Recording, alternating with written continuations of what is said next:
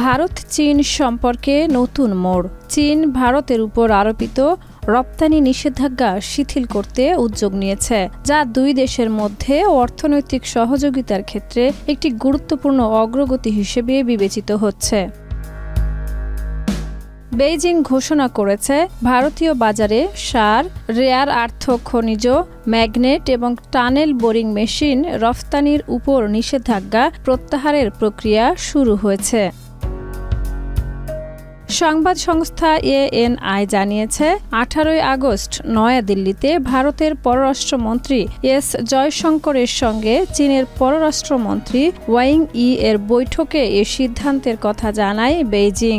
বৈঠকে ভারত স্পষ্টভাবে জানায়, হঠাৎ সার রপ্তানি বন্ধ হয়ে যাওয়ায় রবি মৌসুমে অ্যামোনিয়াম ফসফেট সরবরাহ ব্যাহত হয়েছে। ডায়ালগ সুবাসিত টয়লেট ক্লিনার, যার পাওয়ার প্লাস ফর্মুলা টয়লেটের কোনায় কোনায় পৌঁছে 99.99% জীবন ধ্বংস করে।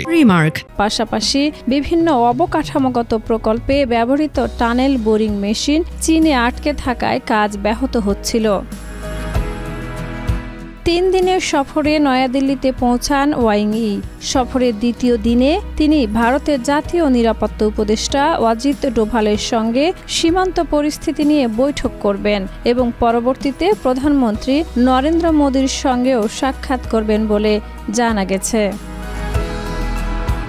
বৈঠকে ওয়াং ই বলেন, ভূ রাজনৈতিক পরিস্থিতি দ্রুত পরিবর্তিত হচ্ছে।